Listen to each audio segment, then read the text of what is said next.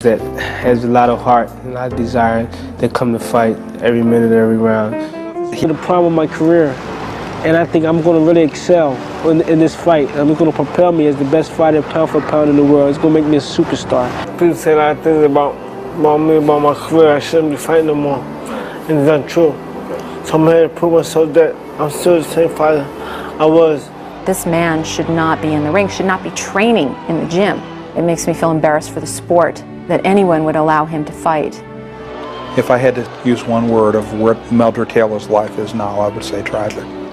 But he should have had his victory for his own personal pride, for the satisfaction of knowing that he did it. Because Meldrick Taylor was special. Still, I know that Julio Cesar Chavez has never fought a fighter like Meldrick Taylor. Chavez's eyes are focused on the midriff of Meldrick Taylor. He is thinking body from the outset. Taylor was unintimidated by the pressure. Chavez was just a target, moving into his range. Taylor lands a vicious right hand. Look at the speed of Meldrick Taylor's flurry. Brilliant stuff from Meldrick Taylor. The drama in this fight early on was that Taylor was dominating a terrific fighter. Taylor still trading 4 blows to 1 for Chavez. Nobody expected that to happen. With the first 4 rounds, Meldrick Taylor would appear to have built an early lead. Boxing, moving, punches and bunches. His fluid hand speed and combinations, clearly reminiscent of Ray Leonard at his best. Whoa, beautiful trading punches inside, and Chavez again seems to wobble slightly as Taylor lands at will. The hand speed of Meldrick Taylor was superior, totally superior, and nullified the offense of Chavez. He's been doing what he needs to do, just boxing, use his speed. Taylor was way ahead. And as round 5 comes to a close, Meldrick Taylor throws his glove skyward in celebration of his performance so far. He was winning the fight. Now you're boxing beautiful. There's no doubt in anybody's mind.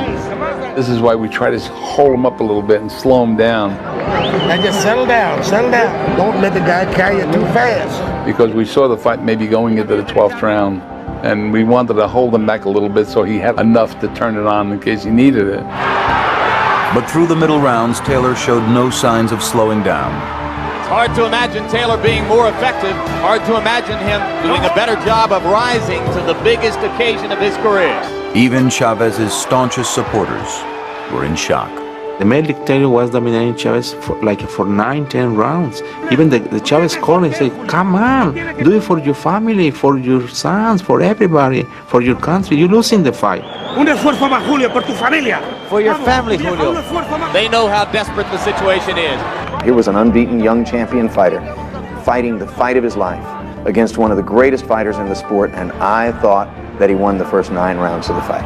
You're in the middle of the 9th round of a classic performance by a young fighter on the threshold of greatness. Taylor may well have won every round. I thought that Taylor was decisively winning the fight. I thought he was really giving Chavez a boxing lesson. It was clear to almost everyone that Taylor was giving a virtuoso performance. But it was clear to one man that something else was happening.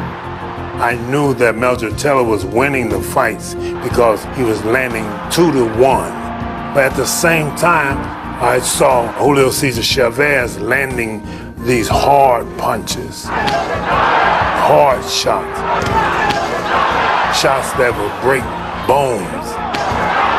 Most of the audience didn't know how much of a beating that this young man was taking.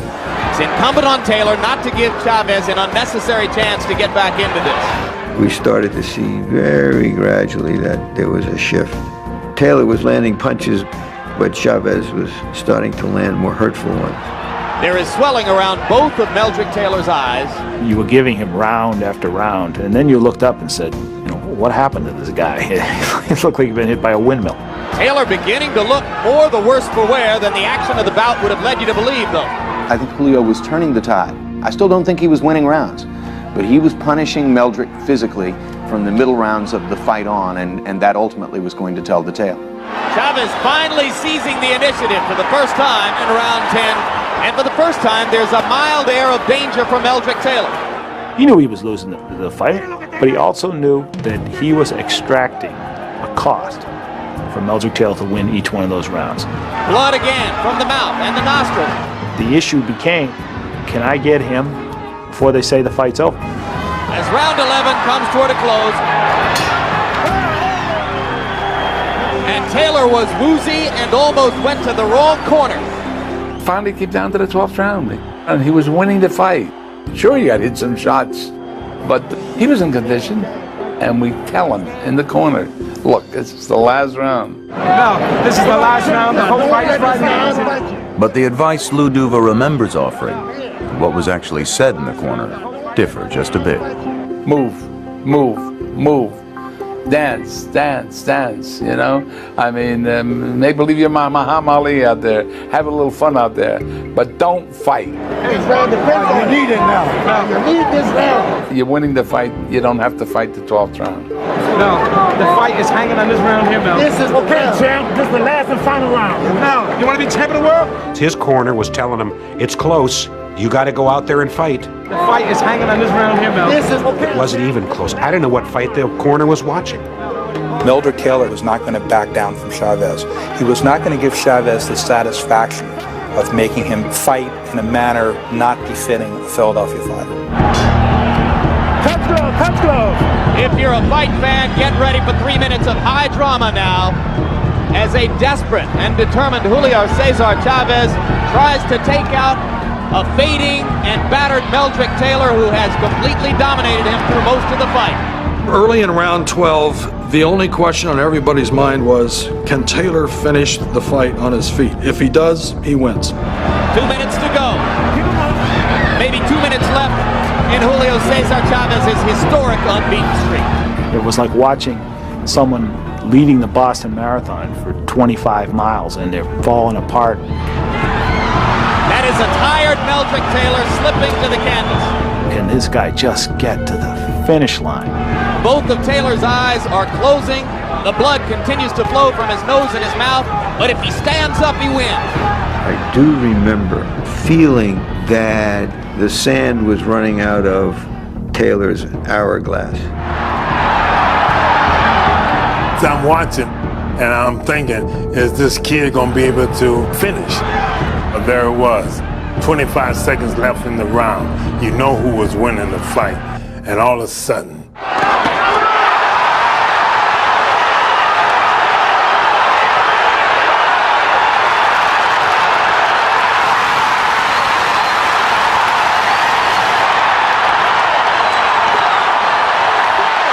If he gets up, he probably wins the fight.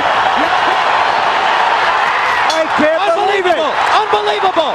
Richard Steele stopped the fight with fewer than 5 seconds to go. You're going to watch Lou Duva go crazy now. You're going to watch Lou Duva go absolutely berserk. This is one of the most unusual calls by a referee in the whole history of the sport. 5 seconds left. I cannot believe they stopped that fight. I was shocked when Steele stopped the fight. The official time will be 2:58 of the 12th round. He knocked him out with 2 seconds left. What are you doing stopping this fight? You're giving a victory away. This guy's earned the right. He's a champion. He got up. What are you doing stopping the fight?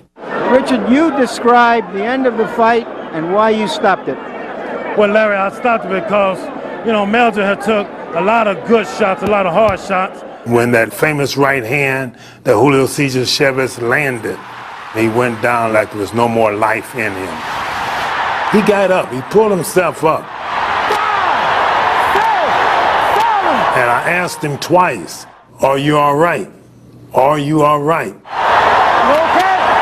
You okay? And he could not continue. I don't care about the time. When I see a man that has enough, I'm stopping.